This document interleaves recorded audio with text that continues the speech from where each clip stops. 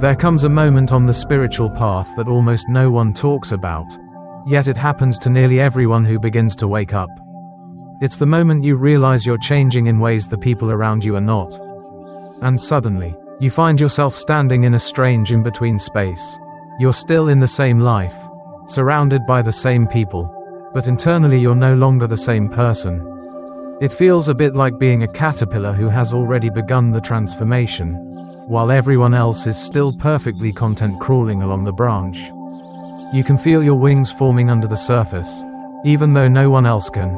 And that gap, between who you're becoming and who the world expects you to remain, creates a very real sense of tension. This shift can feel beautiful, but let's be honest, it can also feel dangerous. Not dangerous in the physical sense, but dangerous because it threatens the familiar structures that once made you feel safe, your identity, your friendships, your sense of belonging. When you evolve, you naturally drift away from the old shell that used to protect you. And just like a lobster shedding its shell, there's a moment where you're soft, exposed, and deeply vulnerable. Growth has always required discomfort. It's the price of expansion. The lobster must risk being unprotected in order to grow a new shell. In the same way, you must risk stepping into the unknown parts of yourself, even when the people around you don't understand what's happening. So if you feel like you're outgrowing your environment, if you feel misunderstood, a little distant, or quietly separate from the life you used to fit into so easily, you're not failing. You're transforming. You're entering the first stage of awakening, where the old world no longer holds you, and the new one hasn't fully appeared yet. And it all begins here. What it really means to outgrow the people around you. When you begin to outgrow the people around you, it's not because you've become superior. It's not a sign of spiritual advancement or higher status. Those are just subtle tricks of the ego. Ways it tries to turn awakening into another thing to feel proud about.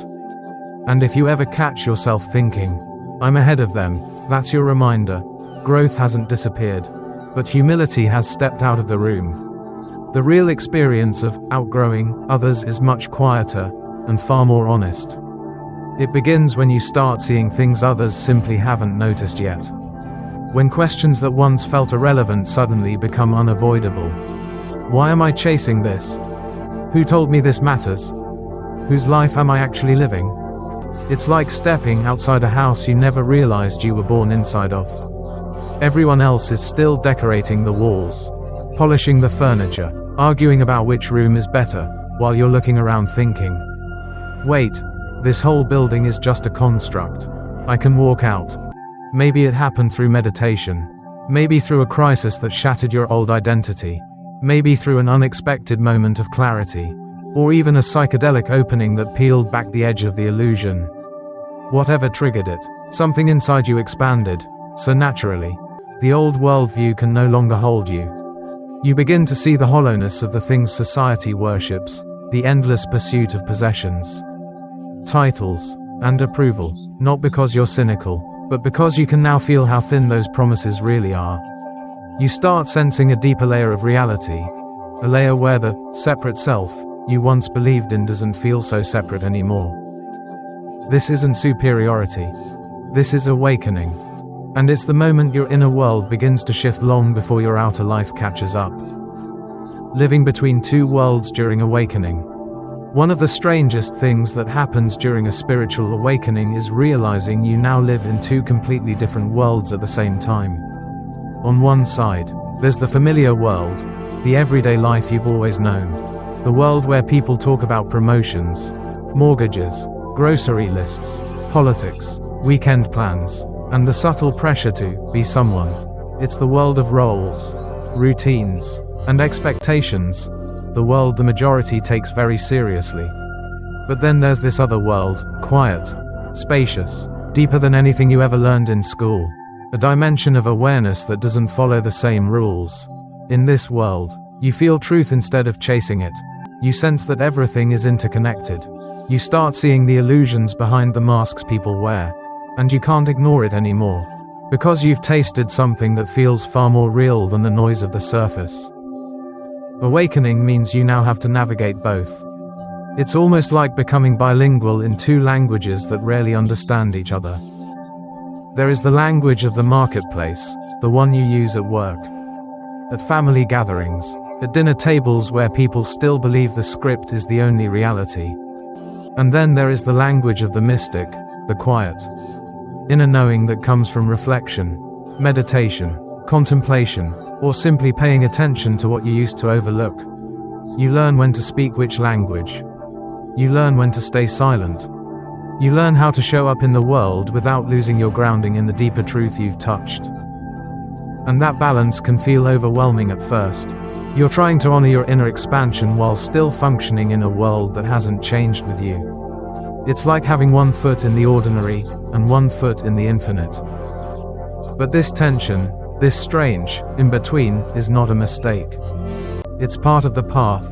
It's how the soul learns to walk awake in a world still sleeping. The distance that grows between you and the people you love. One of the most painful parts of spiritual awakening is something almost no one warns you about.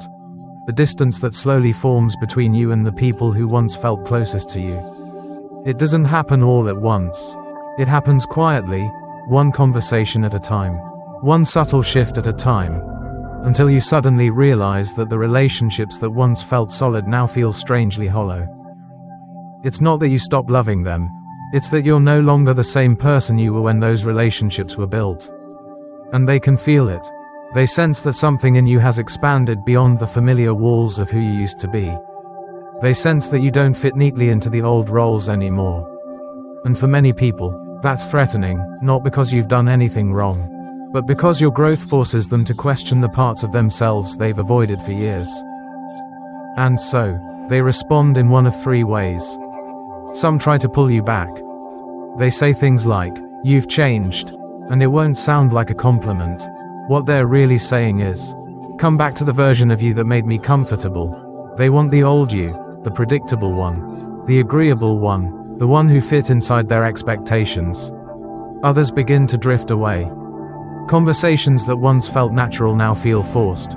You talk, but you're not speaking the same language anymore. You're reaching for truth, depth, authenticity, while they're still clinging to the surface.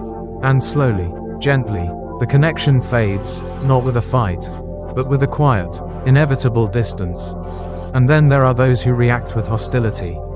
Especially when your awakening leads you to question the beliefs, ideologies, or religious structures they depend on. To them, your growth feels dangerous, not because you're a threat, but because your transformation destabilizes the world they rely on. This stage is painful, yes, but it is also proof that you're evolving into someone your old life can no longer contain. The hidden danger of living a double life during awakening. There's a moment in nearly every spiritual awakening where you're tempted to stay quiet, where you feel the shift happening inside you. But you hide it so the people around you won't feel threatened.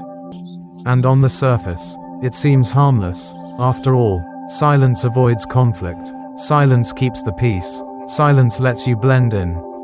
But there's a hidden cost to that silence. A cost that grows heavier the longer you carry it.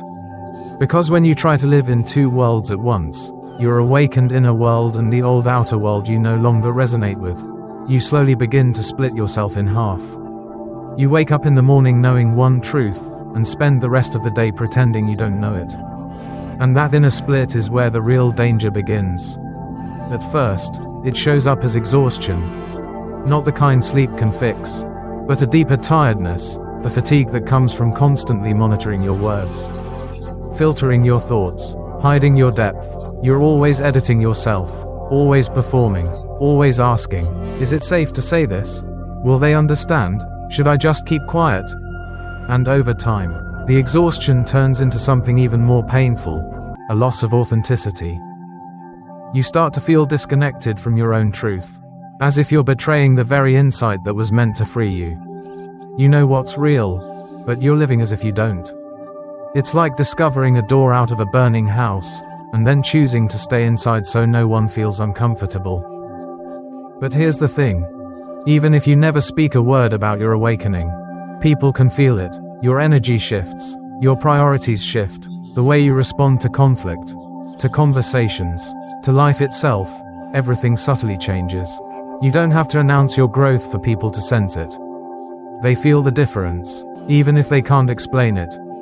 That's why living a double life never works for long. Your inner transformation will always leak through the cracks, and eventually, you'll have to choose which version of yourself you're willing to honor.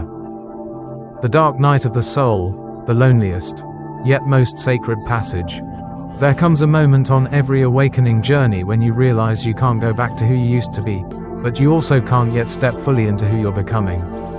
And this in-between space, this quiet stretch of emptiness, is what many traditions call the dark night of the soul. It feels like walking through a vast desert with no map, no landmarks, and no familiar voices to guide you. The old identity has dissolved. The old motivations have lost their power. And the old certainties no longer hold you together. Yet the new self, the truer self, hasn't fully arrived. You're suspended between worlds, living in a body that remembers your past while hearing whispers from a future that's not yet here. During this time, it's common to ask yourself deeply uncomfortable questions. Did I make a mistake? Am I losing myself? Did I throw away everything for something I can't even explain?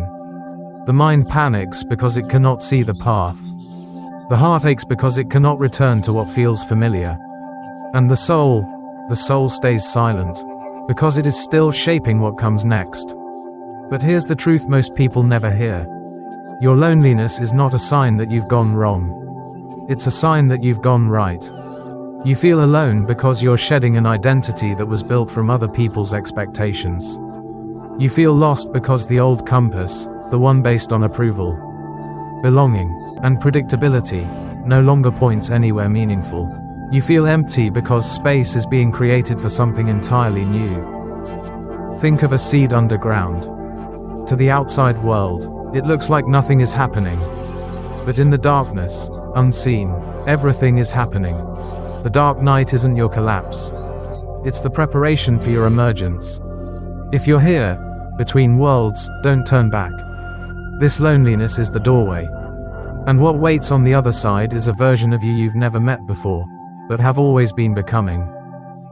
The hero's journey, leaving the village to discover your true self.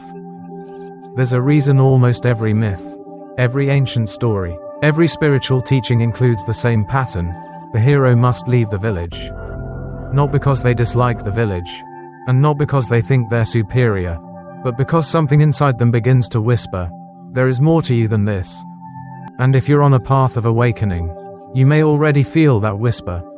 In mythology, the hero always crosses a threshold that others around him are unwilling to cross. They step into the unknown, into the dark forest, into the storm, into the wilderness, carrying nothing but a sense that they can no longer remain who they were.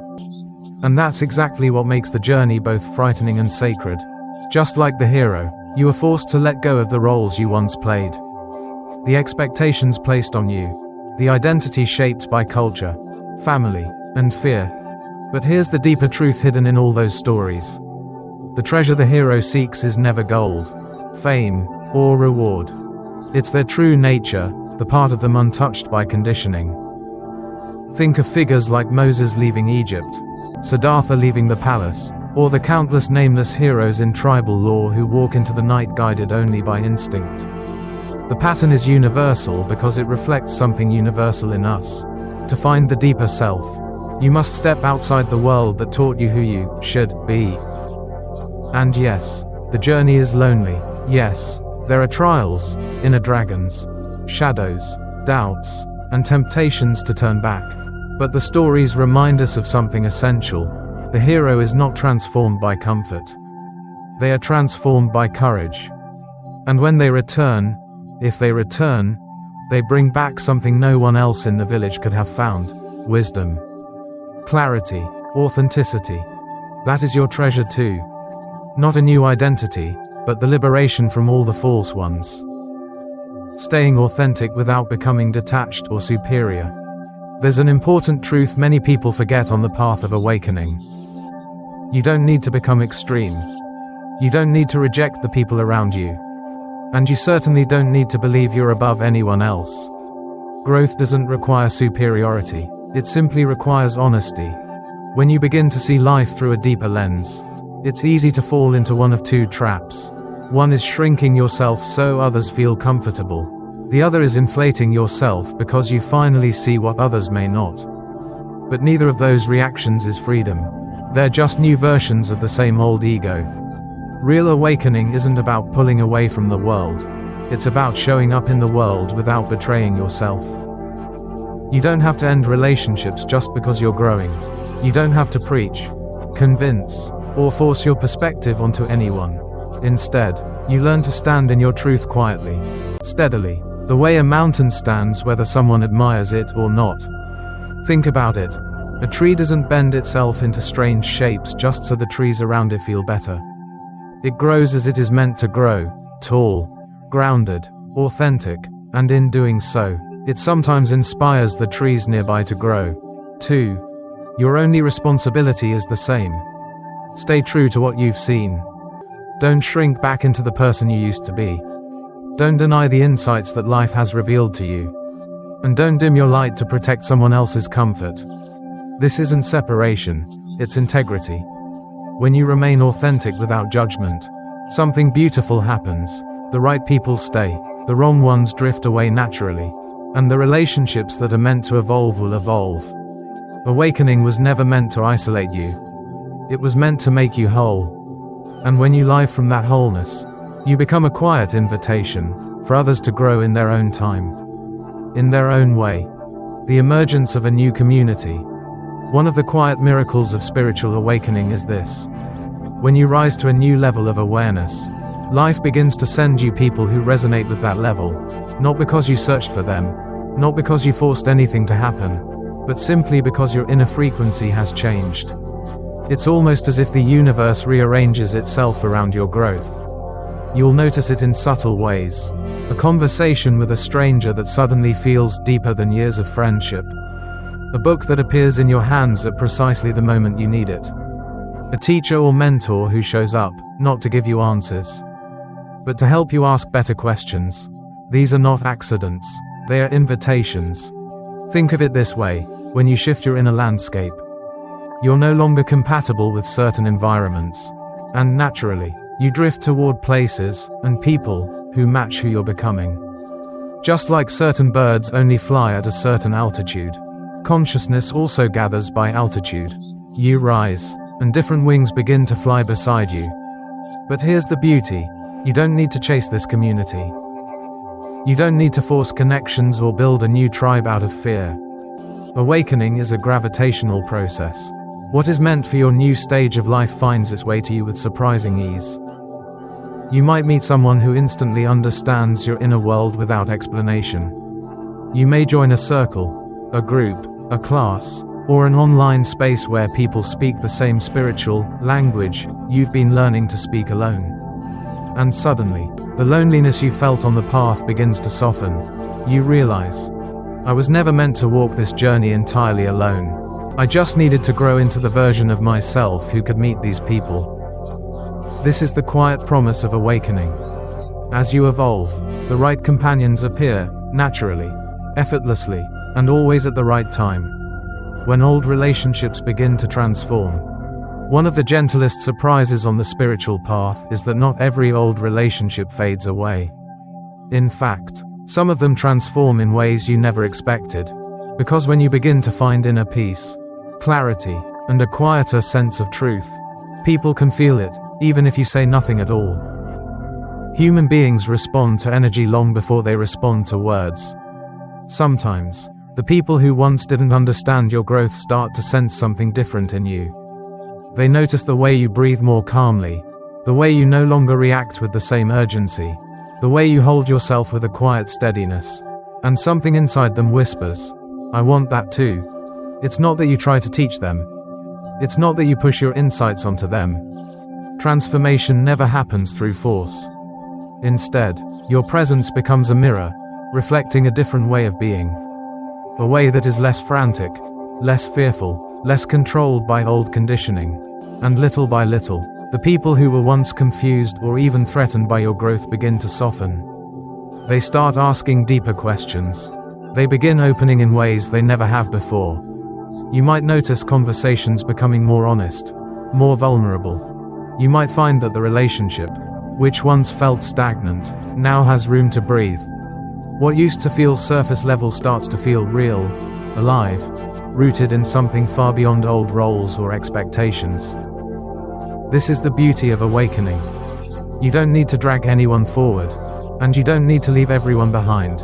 Some souls grow with you, not because you ask them to, but because your transformation lights a quiet spark inside their own. And when that happens, an old relationship doesn't just survive, it deepens. It becomes a true meeting of two evolving beings, walking side by side, not because they must, but because they choose to. The loss, the reward, and the birth of who you truly are. As we come to the end of this journey, there's one truth we can't soften or avoid. Awakening comes with a price. And sometimes, that price feels impossibly high. You may lose friendships you once cherished. You may drift away from communities that shaped your identity for years.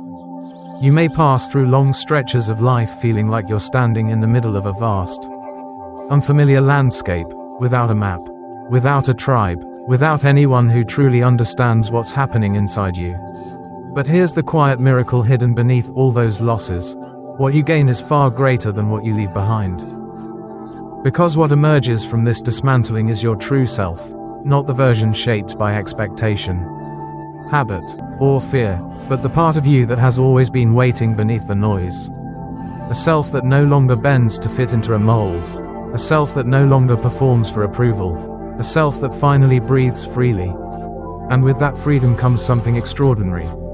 New connections, real, honest, unfiltered, begin to form. Not built on roles or obligation, but on resonance. Not born from who you were, but from who you are becoming. You meet people who see you without needing you to shrink. You attract relationships that feel spacious, grounded, alive.